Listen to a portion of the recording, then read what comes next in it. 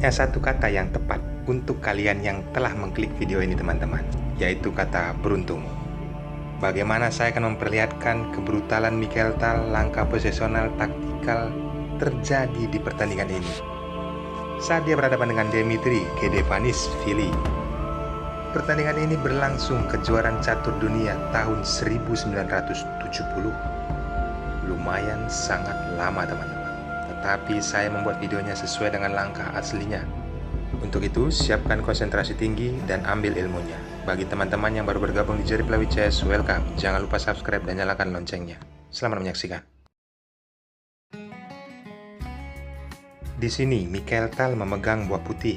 Dia memulai dengan pion E4. Dmitry, kuda ke F6. Mengancam pion, pion mengancam balik. Langsung hitam menempatkan kudanya ke D5. Balasan dari putih mengajak pertukaran kuda. Diabaikan oleh Dmitry. Pion E6 melindungi kuda. Setelah pion D4 dimainkan putih, coba teman-teman tebak ini langkah pembukaan apa? Tulis di kolom komentar, bagi yang tepat saya akan sematkan komentar. Baiklah, kita lanjutkan. Posisi seperti ini, hitam langsung mengeliminasi kuda, melakukan penyeranan permainan, melihat pion bertumpuk di jalur C. Tetapi ini keuntungan bagi Michael Tal. Dia bisa menempatkan dan menguasai kolom B, penempatan benteng ke B1. Lagi pula di sini teman-teman, perwiranya sangat aktif untuk ke depan. Petak gajah hitamnya dan putihnya bisa mengambil diagonal untuk menyerang raja hitam. Dmitry, pion D6. Michael Tal, pion F4. Sangat langkah posisional yang ditunjukkan oleh kedua pemain, membuat rapi di lini center posisi pionnya. Setelah kuda ke F3, di sini hitam berupaya menghancurkan pertahanan formasi pion. Setelah pion pukul pion dan disambut oleh pion. Dmitry tidak menginginkan posisi pion yang sangat rapi di lini center. Apabila dengan kondisi pion C dimainkan ke C3, ini sangat kokoh untuk putih. Maka dari itu penempatan langsung ditempatkannya gajah ke B4 tempo skak. Michael Tal menutupnya dengan gajah. Ada bantuan dari menteri, penempatan ke A5. Tetapi di sini Michael Tal mengabaikannya. Karena apa teman-teman? Jika terjadi pertukaran, dia tetap aman. Maka dari itu, dia melangkahkan serangan. Gajah ke D3 mengambil diagonal untuk menyerang sayap raja. Hitam kuda ke C6, putih rokade sayap raja.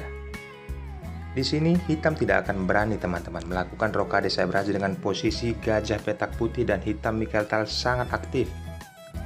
Benteng juga, menteri juga. Ini dilihat sangat jelas oleh Dmitry. Maka dari itu dia tidak rokade sayap raja, melakukan penyerahan permainan, gajah pukul gajah, dan yang membalasnya adalah kuda. Kenapa tidak dengan menteri teman-teman?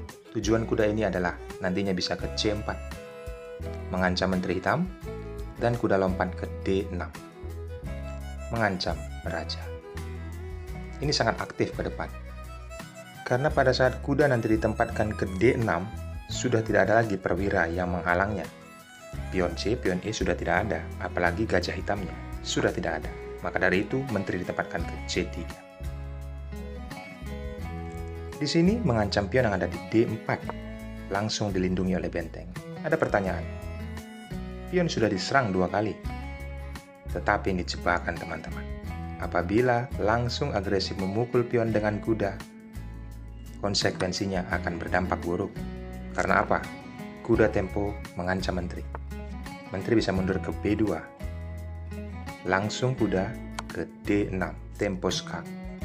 Ada ancaman kepada pion F7. Benteng juga mengancamnya. Pada saat benteng mengancam posisi kuda yang ada di D4, ini membuat situasi sangat genting. Maka dari itu raja ditempatkan ke D8. Tidak pukul pion dengan kuda teman-teman, tetapi mengancam menteri terlebih dahulu. Menteri dinaikkan ke C3, barulah benteng memukul pion. Posisi ini sangat unggul untuk putih. Sangat jelas Dmitry Gedevanishvili melihat posisi dan langkah seperti ini. Maka dari itu dia tidak memukul pion yang ada di D4, karena itu racun teman-teman. Rokade sayap raja yang dilakukannya. Mikeltal melihat peluang karena diagonal untuk gajahnya sudah menyerang pion yang ada di H7. Langkah berikutnya, mengamankan raja terlebih dahulu. Hitam melihat kudanya tidak bisa memukul pion di D4, sangat tidak aktif, maka dari itu penempatan ke E7 melindungi rajanya. Mikeltal melakukan serangan, mengancam menteri, kuda ke E4. Di sini, apabila menteri pukul pion berdampak fatal karena ada ancaman skak dan mengancam menteri. Maka dari itu, posisi seperti ini penempatan ke B2. Inilah yang dilakukannya. Lalu Mikeltal mengancam, memberikan secara gratis pion yang ada di A2 dan disambut teman-teman. Konsekuensinya apa? Mikeltal berusaha menjauhkan menterinya dari raja. Dan ini sudah berhasil bagi Mikeltal. Setelah kondisi seperti ini, Mikeltal nanti bisa memainkan benteng ke B3 dan nantinya ke H3. Langkah pertama, kita pelajari. Kuda dikorbankan. Tempo skak. Di sini, apabila raja bergeser ke H8, maka pion akan dipukul oleh kuda. Maka dari itu, pion menyambutnya. Langsung gajah tempo skak kembali. Dmitri tidak memakan gajah. Karena apa teman-teman? Kita menganalisisnya. Apabila raja berani memukul gajah, jelas putih tempo skak ke H5, raja ke G8.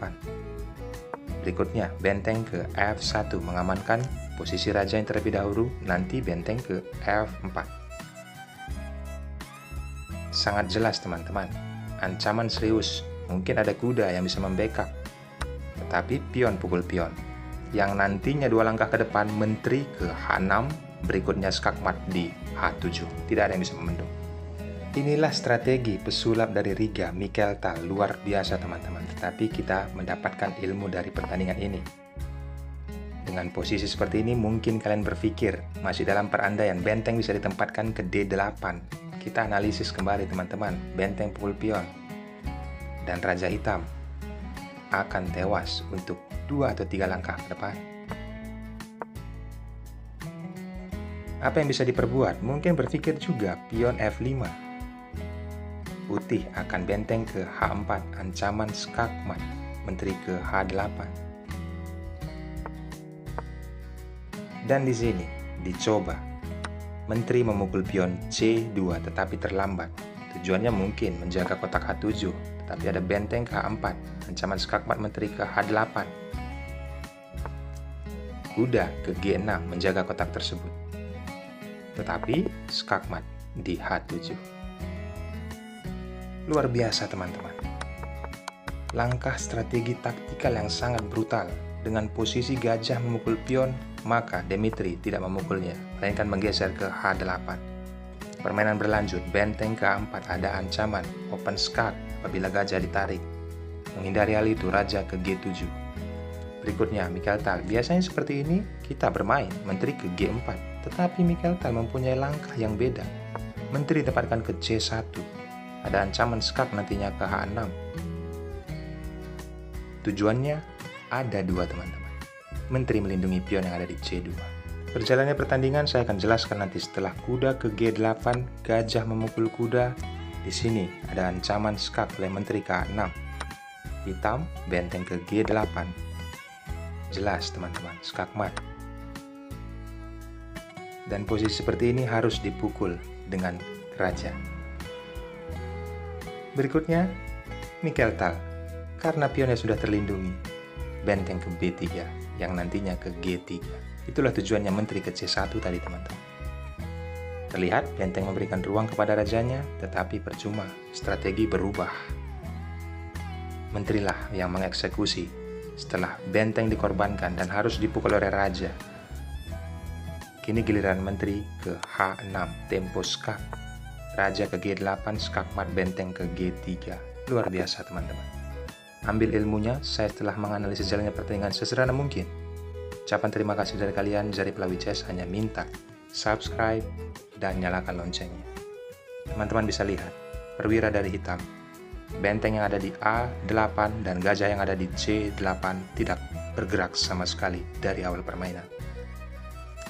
Akhir kata saya ucapkan, thanks and God bless. Bye-bye.